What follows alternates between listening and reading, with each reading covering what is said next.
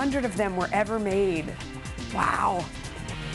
All right, when it comes to water, California values fish over people. That is the message from a report by the National Center for Public Policy Research, which claims that California's crippling drought is actually man-made, caused as much by bad policy as dry weather. Here to discuss that, Cohen. He is senior fellow at the National Center for Public Policy Research.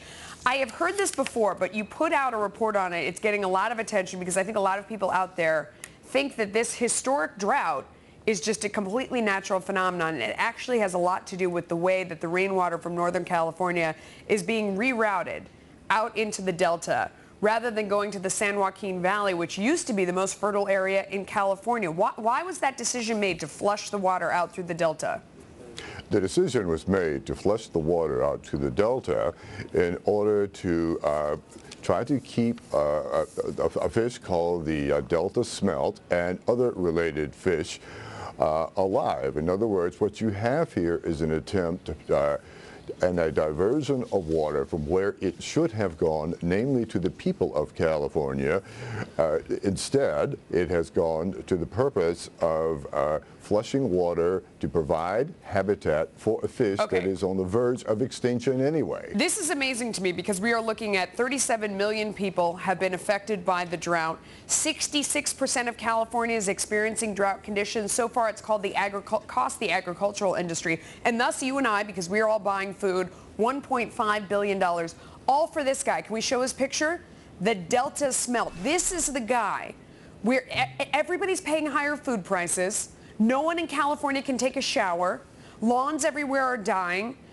Animals, everything. It's all for this guy, this Delta smelt. And by the way, this is the latest news. State officials found only one Delta smelt during a survey earlier this month in the Delta. So after all this, they went through and they inspected, and they said there was only, so it was probably just this one guy that we got a picture of. That's probably him, the one Delta smelt that was saved by all this water.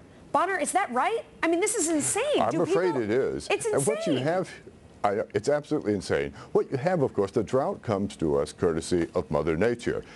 But the response on the part of the political class in California to a drought, which was perfectly predictable, because one look at the climatological record of California will tell you that droughts are going to happen. So what does any responsible government do? It adopts policies that enables the citizenry to be prepared for what they know is coming. And precisely that hasn't happened in California. You have seen water diverted away from agriculture, away from drinking water, away from some water to bathe in, for the sake of saving a fish, which is so far gone now they can't even find breeding pairs for it. You have also seen policies that have made it well nigh impossible to build desalinization plants along the coast of California. Amazing. Desalinization plants are very energy intensive, but what has California done?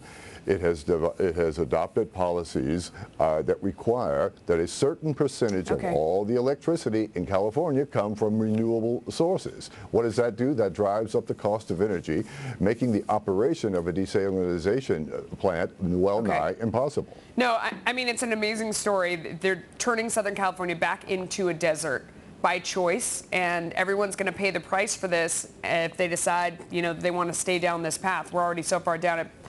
Cohen, thank you so much for joining us. We appreciate your time. Well, thank you very much. ESPN